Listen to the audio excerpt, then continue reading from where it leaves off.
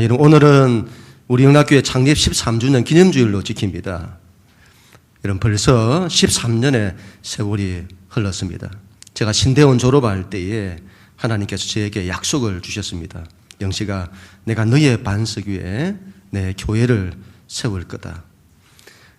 저는 그때 그 약속을 개척에 대한 약속으로 받았습니다. 그래서 제가 개척할 만한 사람도 아닌데 하나님의 그 약속 때문에 개척에 대한 꿈을 꾸고 약 9년의 세월을 기도로 준비를 하면서 개척을 하게 되었습니다. 그러나 여러분, 교회 하나 세운다는 것이 참 만만치 않았습니다. 돌이켜보면 저의 평생에 그런 고생이란 고생은 처음인 듯합니다. 얼마나 많은 눈물을 흘리고 힘들어하고 아파했는지. 그런데 여러분, 지금 생각하면 또 얼마나 큰 은혜였는지 모르겠습니다. 너무 힘들어서 제가 아무것도, 예배 외에는 아무것도 할 수 없었을 그때에 지금 생각도 한 3년 정도를 제가 목양실에서 거의 나가지 않고 오로지 하나님 말씀만 붙들고 연구하고 또 연구하고, 그거 외에는 제가 할 수 있는 게 없었어요. 그런데 여러분, 그 가운데서 복음이 무엇인지를 제가 알게 되었고, 제가 그토록 아파했던 것만큼 하나님 더 사랑하게 되었고, 하나님 더 알게 되었고, 한때는 이렇게 고생시키려고 개척하게 하셨습니까? 그런 마음도 들었지만, 그런 고생이 없었다면 하나님 이만큼 사랑하지 않았을 거고, 지금은 이런 비록 적은 수이지만 저는 여러분이 좋고, 여러분 사랑하는 것이 좋고, 또 여러분과 함께 하는 것이 좋습니다. 이런 부족한 종을 그래도 아껴주시고 사랑해 주시고 기도해 주신 여러분들이 좋습니다. 지금까지 우리 영락교회를 인도해 주신 하나님께 먼저 감사를 드리고, 그동안 함께 애써주셨던 여러분들에게도 감사를 드립니다. 자, 이번에 한 주간 동안 이런저런 생각들을 좀 했습니다. 지금 코로나로 인해서 시대도 바뀌고 한국 교회의 현실도 너무 어려워지고 앞으로 어떻게 해야 하나, 그런 마음들이 많았습니다. 답이 없어 보이는 거죠. 그런데 이런 마음이 들었습니다. 이전에 제가 그렇게 좌절하고 목회를 그만둬야 하나 그랬을 때에 하나님께서 저로 하여금 낙심하지 못하게 하시면서 저에게 성령을 주셔서 그때 저를 일으켜 주셨던, 영식아, 낙심하지 마라. 내가 새롭게 할 거다. 새로운 교회가 되게 할 거다. 그리고 저를 일으켜 주셨던 그때 그 마음을 많이 주셨습니다. 지난 주일 설교 말씀이 거듭나야 한다, 다시 태어나야 한다는 것이었잖아요. 그래서 그런 기도를 많이 하게 되었습니다. 하나님, 다시 일으켜 주세요. 다시 새롭게 해 주세요. 그런 기도가 참 많이 되었습니다. 바라기는 여러분, 이번 창립 기념주의를 통해서 그러한 하나님의 은혜와 축복이 우리에게 임하기를 간절히 소원합니다. 예수님께서 니고데모를 보시자 말자 너는 거듭나야 한다, 그렇게 말씀을 하셨어요. 너는 거듭나야 한다. 너는 다시 태어나야 한다. 예수님께서 우리에게 하시는 말씀이죠. 예수님 우리에게 너는 다시 태어나야 한다. 너의 인생이 다시 태어나야 한다. 그런데 여러분, 니고데모는 예수님의 그 말씀을 이해할 수가 없었습니다. 어떻게 다시 태어나냐? 엄마 모태에 들어가서 다시 태어나야 하나? 예수님은 육으로 난 것은 육이고 영으로 난 것은 영이다. 너는 영적으로 나야 한다. 위로부터 나야 한다. 하늘로부터 나야 한다. 성령으로 나야 한다. 그래야 너가 하나님 나라를 볼 수 있고 하나님 나라에 들어갈 수 있다. 우리 인생이 볼 것을 보게 되고 들어가야 할 곳을 들어가게 된다. 그런 말씀이죠. 그래도 여러분 이해를 하지 못했습니다. 우리도 마찬가지죠. 이해하지를 못해요. 세상적인 것, 육적인 것은 잘 알아요. 그런데 영적인 것은 잘 모릅니다. 예수님께서 그에게 어떻게 다시 태어난지를 다시 말씀을 하세요.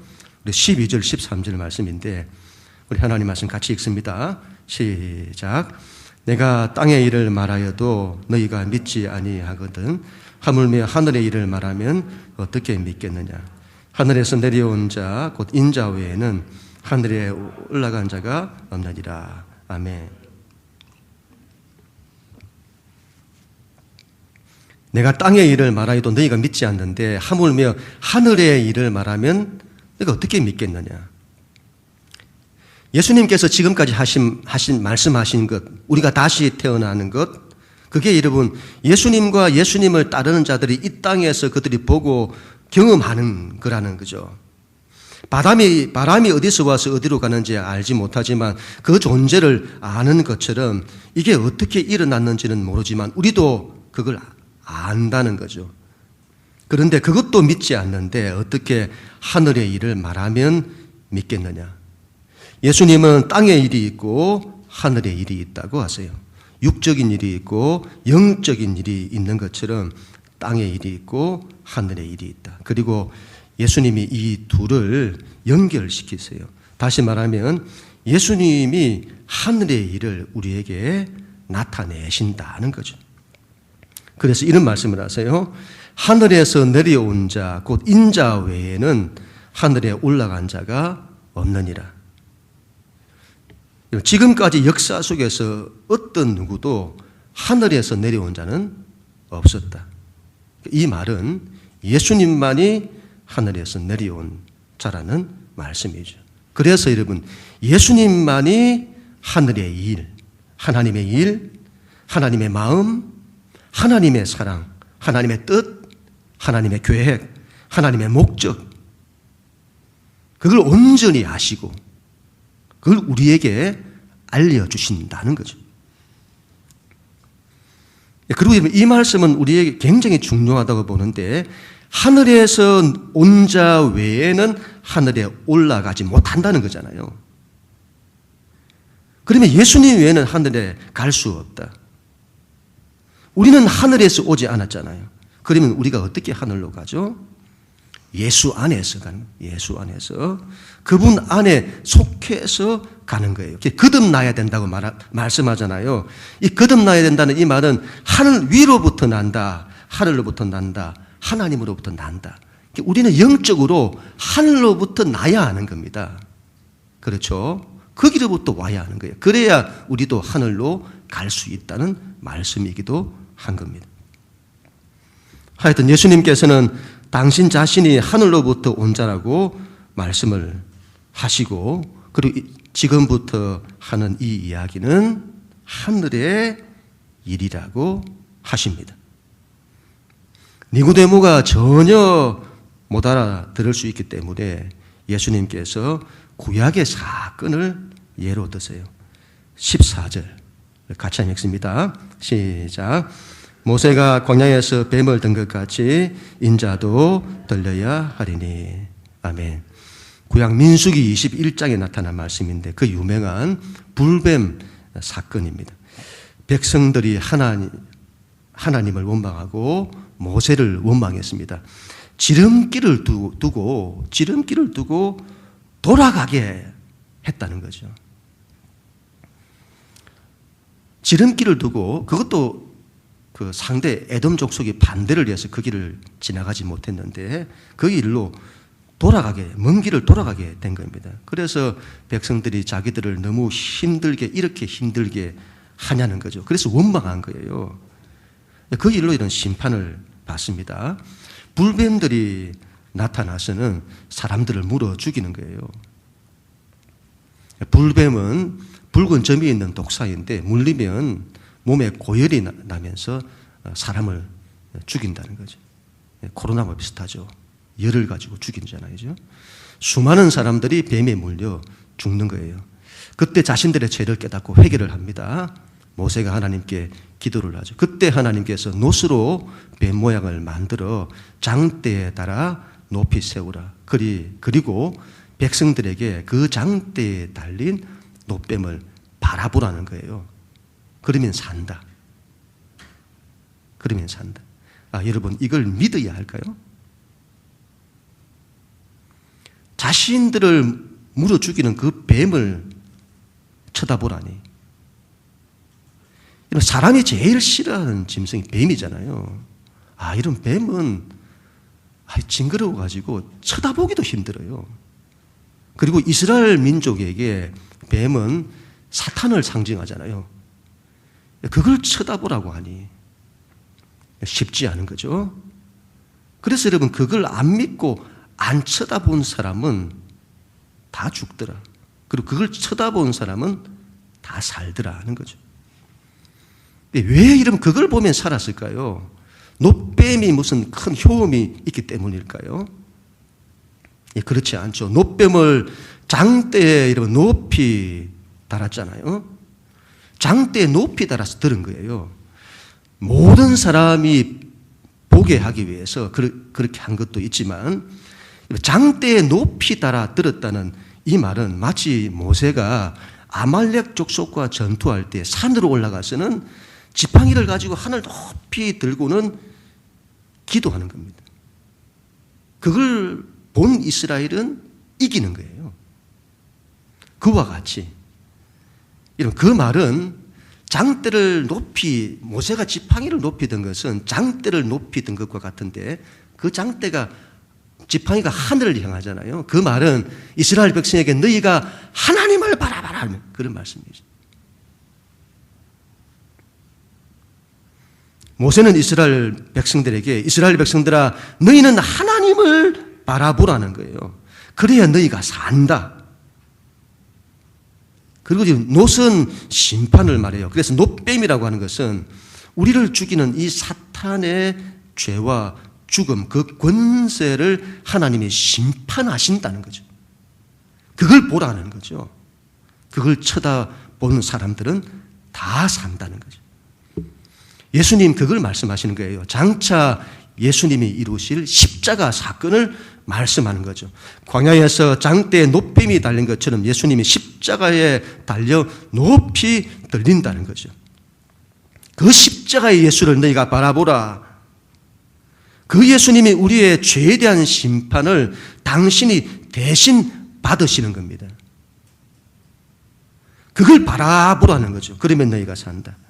그게 여러분 하늘의 일이라는 거예요. 하나님이 그렇게 우리를 죽음에서 살리시겠다는 하나님의 일인 거죠.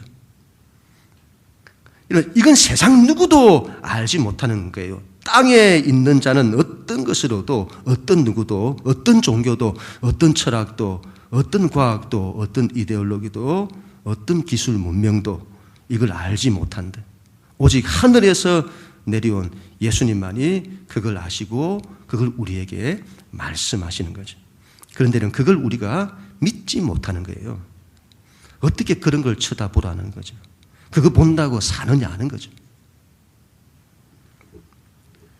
하나님 말씀 16절 우리 같이 한번 읽습니다. 시작.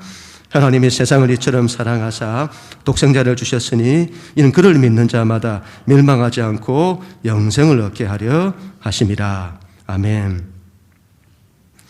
이런 성경에 여러분 그렇게 많은 하나님의 말씀들이 있는데 그 거룩하신 하나님의 말씀들 가운데 가장 귀한 것, 믿는 분들에게나 믿지 않는 분들에게 가장 전하고 싶은 딱 한마디, 그게 있다면 그 유명한 오늘 요한복음 3장 16절의 말씀일 겁니다. 제가 새생민 축제 할 때마다 항상 이 본문으로 제가 말씀을 전했다. 하나님이 세상을 이처럼 사랑하사, 하나님이 당신을 이처럼 사랑하사, 하나님이 나를 이처럼 사랑하사. 대체 여러분 어떻게 사랑을 했다는 것일까요? 이처럼. 이처럼이란 말을 쓰잖아요. 그게 무슨 뜻일까요? 너무 사랑했다는 말일까요? 너무너무 사랑했다는 말일까요? 이 사랑을 어떻게 표현할 수 있을까요? 이 사랑이 우리를 살린다는데 대체 그 사랑이 무엇일까요? 우리 예수님께서 하나님의 사랑을 말씀하는 거예요. 하나님의 사랑.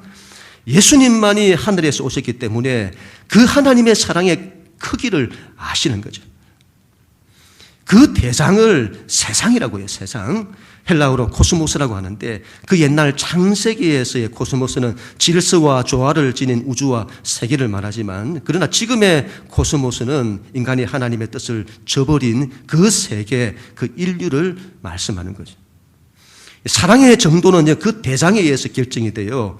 우리를 사랑하는 자를 사랑하는 것은 쉽습니다.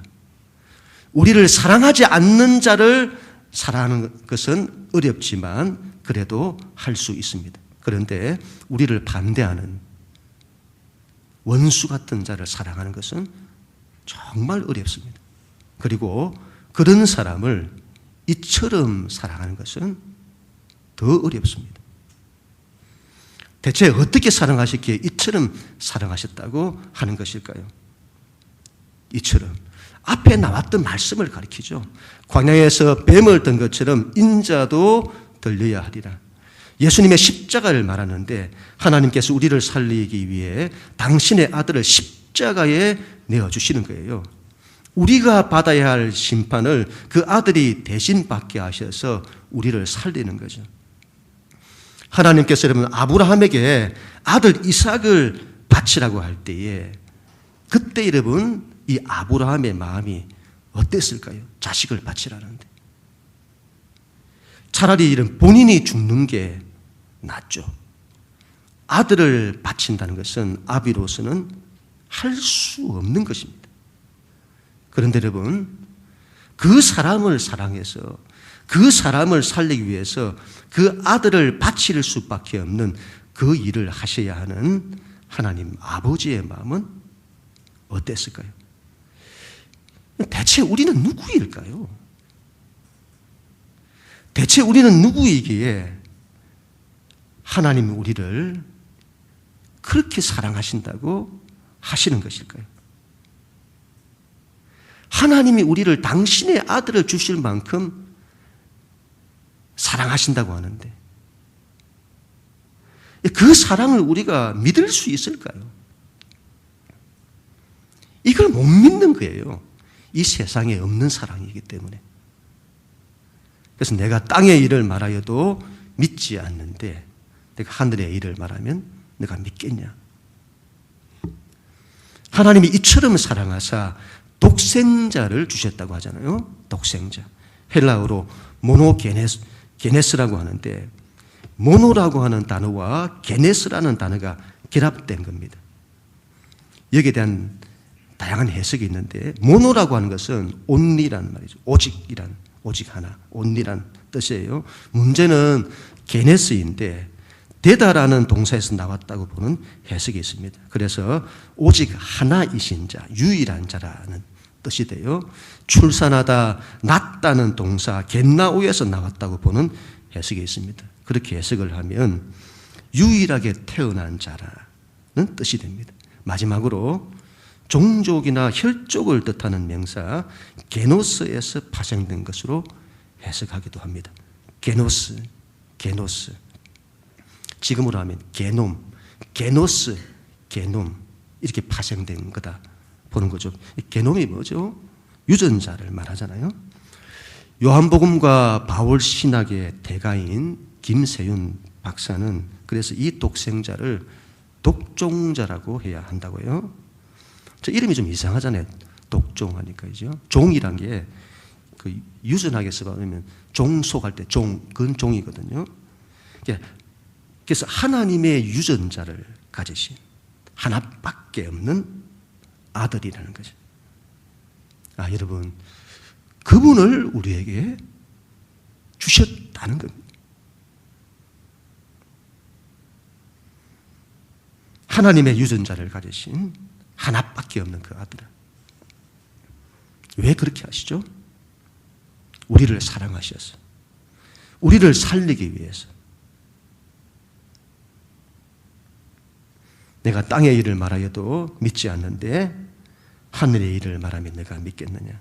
그런데 우리가 이걸 믿지 못하는 거지. 내가 이처럼 죄인인데, 내가 이처럼 허물이 많은데 어떻게 그런 나를 여러분 이처럼 사랑할 수 있느냐는 거예요. 이 세상에 그런 사랑이 없어요. 그래서 못 믿는 거죠. 그래서 그 옛날에 이사야 선지자는 이 하나님의 사랑을 이렇게 미리 예언을 했습니다. 이사야 53장 1절에 우리가 전한 것을 누가 믿었느냐? 여호와의 팔이 누구에게 나타났느냐? 사도 바울은 하나님이 이처럼 사랑하신 걸 이렇게 말합니다. 우리 에베소서 3장 18절 19절 말씀인데 우리 같이 한번 읽을까요? 시작. 너희 모든 성도와 함께 지게 넘치는 그리스도의 사랑을 알고 그 너비와 길이와 높이와 깊이가 어떠함을 깨달아 하나님의 모든 충만하신 것으로 너희에게 충만하게 하시기를 구하노라. 아멘.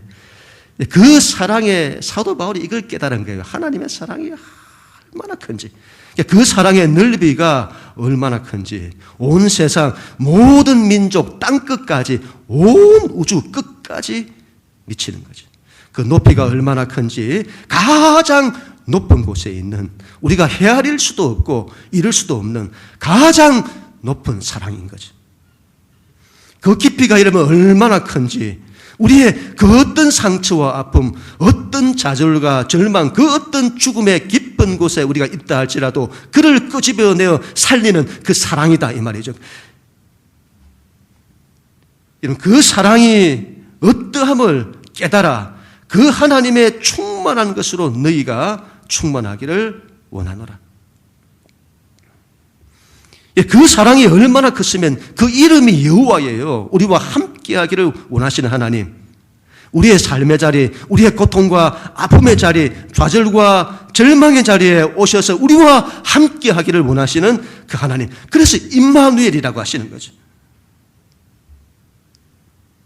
이 사랑을, 이 하나님의 이 사랑을 우리가 받아들여야만 합니다. 이 사랑을 받아야 해요. 이 사랑을 받아들여야 합니다. 그래야 우리가 산다 이 말이죠. 제가 있는 이 목양실에 화분이 몇 개가 있습니다. 죽어가는 걸 어떻게 해서라도 제가 살려야겠다 싶어서 가져왔습니다. 그래서 우리 매주일마다 우리 차장로님 물 주시고, 또 이게 흙이 오래 됐다 싶어서 제가 요르단에서 가져왔던 커피가 있었는데 그 커피가루가 너무 오래돼가지고 그래서 그걸 비료로 주기도 하고 살아나는 거예요. 그런데 여러분, 제가 몰랐다가 그저께 집사람이 화분을 이렇게 좀 돌려놔라 이렇게 해서는 그걸 돌려봤더니 제가 정말 놀랐습니다. 제가 이쪽 편에서 화분을 바라볼 때에 잎들이 너무 자라요. 그런데 여러분, 이 돌려놨더니 창가 쪽에 있는 이 잎들이 제가 왜 그걸 못 봤을까요? 얼마나 큰지. 정말 제가 거짓말 안 합니다. 정말 3배 이상이나 커요. 이게 거짓말 같으면 가서 확인하시면 됩니다. 얼마나 큰지. 저 뒤에 큰 잎 보이죠? 저 정도로 커졌어요. 같은 빛을 받아, 여기도 빛이 안 가는 걸 알 건데 빛을 훨씬 더 많이 받은 크기가 그만큼 커진 거죠. 제가 깨달은 거죠. 아, 빛을 받아야 하는구나. 이쪽도 빛을 받고 있잖아요. 아, 더 많이 받아야 하는구나. 그리고 바람을 받아야 하는구나. 창가에. 제가 이걸 보면서 아, 하나님의 사랑을 받아야 하는구나. 이걸 더 많이 받아야 하는구나. 그래야 살아나는구나. 우리 영락교회는 이 하나님의 사랑이 가득한 교회 되길 원합니다. 이 하나님의 말로 다할 수 없는 이 사랑을 우리가 받는 거죠. 아, 여러분, 사랑은 받을 줄 알아야 합니다. 하나님 앞에 섰는데 하나님으로부터 사랑을 받지를 못해요. 자기 허물을 보니까 그 사랑이 안 오죠. 그 십자가, 자기를 보는 게 아니고 십자가 보는 겁니다. 그래야 산다 이 말이죠. 그래야 그 사랑이 와요. 그리고 그 하나님의 사랑으로 우리가 서로를 사랑하는 거죠. 그런 우리가 되어야 합니다. 여러분, 이 사랑이 있어야 볼 수 있는 거예요. 볼 수 있습니다. 이 사랑이 있어야 들어갈 수 있습니다. 이게 있어야 우리가 다시 태어날 수 있는 거예요. 이게 있어야 우리가 다시 새로워질 수 있는 겁니다. 믿습니다, 여러분? 그런 우리 모두가 다 될 수 있기를 축복합니다. 우리 16절, 17절 말씀인데 우리 같이 읽습니다. 시작. 이는 그를 믿는 자마다 멸망하지 않고 영생을 얻게 하려 하심이라. 하나님이 그 아들을 세상에 보내신 것은 세상을 심판하려 하심이 아니라 그로 말미암아 세상이 구원을 받게 하려 하심이다. 아멘. 하나님의 목적을 말씀하는 거죠. 하나님이 왜 그렇게 하시냐는 거예요. 하나님이 왜 우리를 이처럼 사랑하시냐? 하나님이 왜 우리를 왜 독생자를 주시냐? 그 목적이 우리를 살리기 위해서라는 거죠. 우리가 멸망하지 않고 영생을 얻게 하기 위함이다. 우리가 구원을 받게 하기 위함이다. 왜요? 사랑하기 때문에. 사랑하지 않는다면 그 사람이 멸망을 당하든 말든 상관하지 않아요. 사랑하지 않는다면 그냥 내버려 두는 거예요. 그러나 사랑을 한다면 그렇게 할 수 없습니다. 그 사랑하는 사람의 아픔이 그렇게 견딜 수 없는 거예요.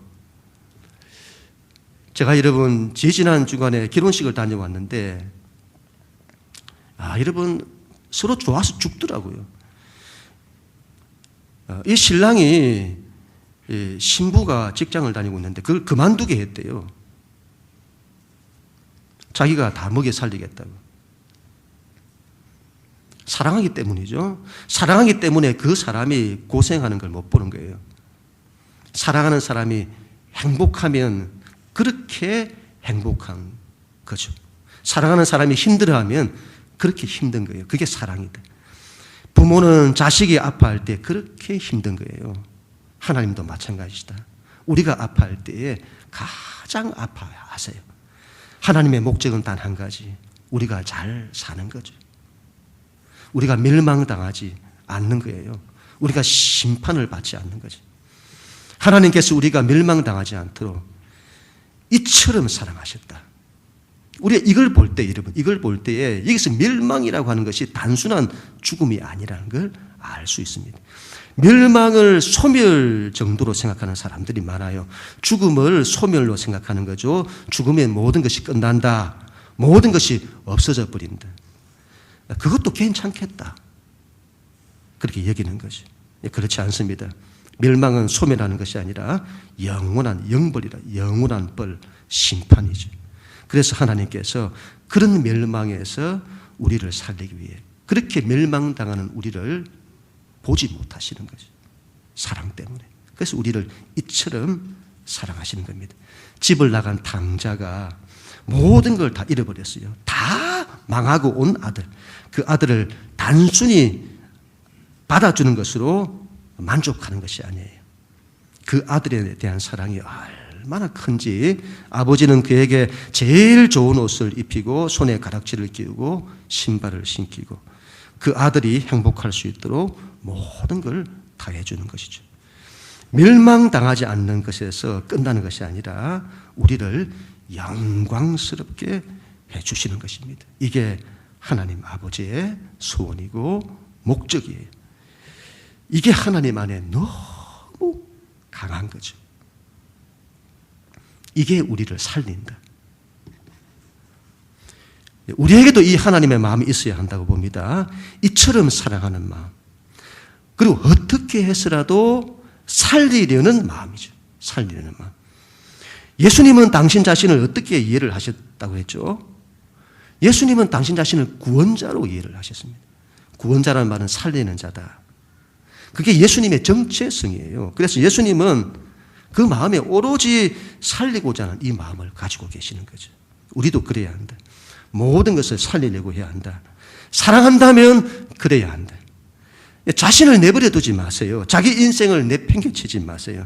어떻게 해서라도 살리려고 해야 합니다. 나를 살리고 내 가정을 살리고 자녀들을 살리고 교회를 살리려고 해야 합니다. 그 그런 살리려고 하는 그 마음이 살리게 된다 이 말이죠. 그런 우리 모두가 다 될 수 있기를 축복합니다. 마지막으로 18절 우리 같이 읽습니다. 시작. 그를 믿는 자는 심판을 받지 아니하는 것이요 믿지 않은 자는 하나님의 독생자의 이름을 믿지 아니하므로 벌써 심판을 받은 것이니라. 아멘. 문제는 여러분 우리가 안 믿는 거예요.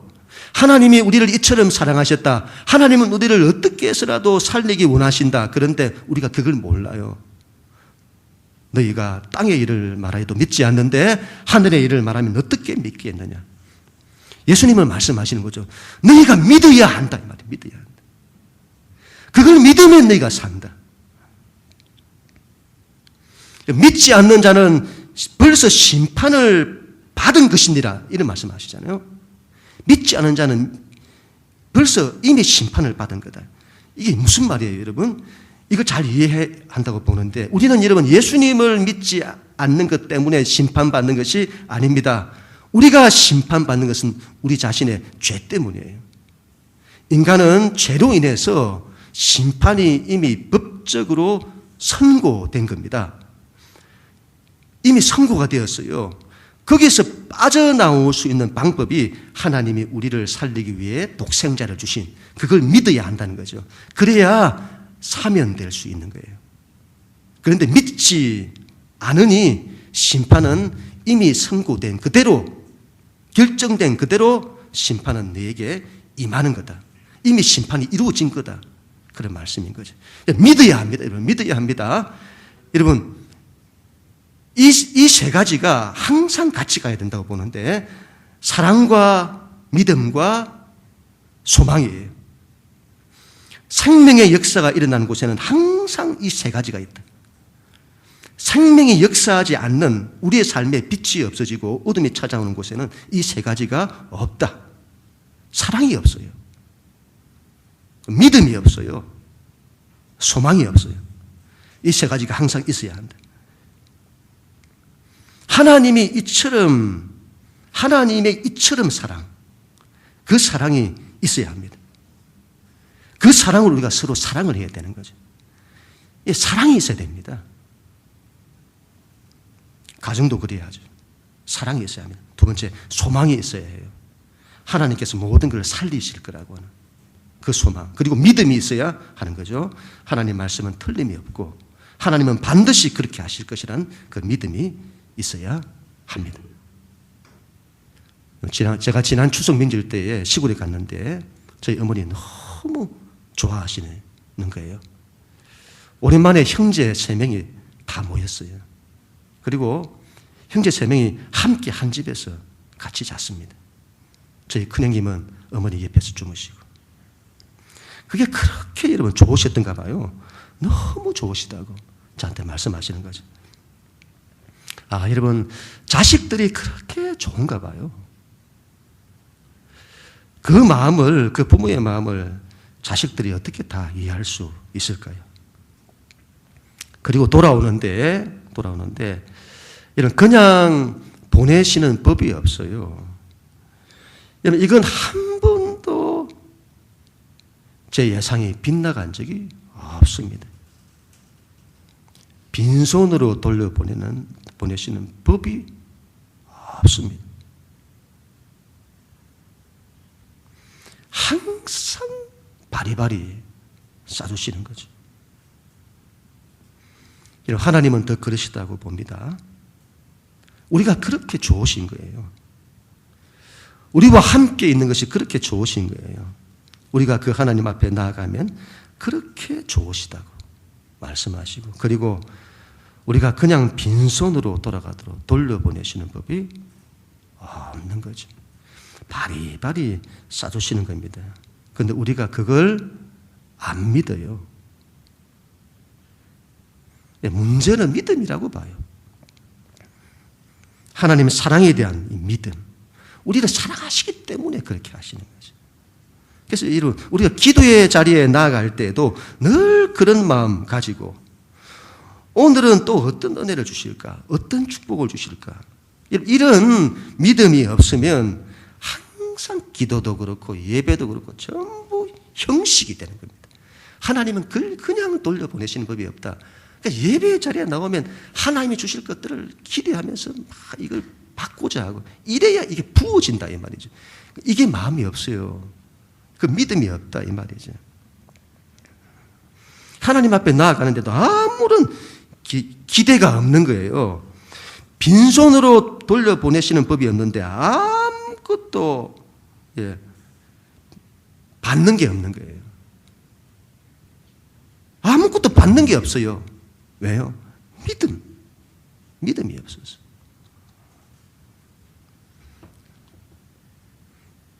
오늘은 창립기념주일인데 정말 우리가 다시 태어나기를 간절히 원합니다. 다시 이런 새로워지기를 원합니다. 하나님께 간절히 구했으면 좋겠습니다. 하나님, 나를 새롭게 해주세요. 우리 가정을 새롭게 해주세요. 우리 교회를 새롭게 해주세요.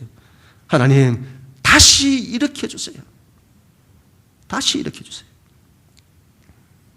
그 일을 위해서 먼저 하나님의 이처럼 사랑을 받아들이십시다. 하나님의 이처럼의 사랑을 많이 받는 그런 우리가 되십시다.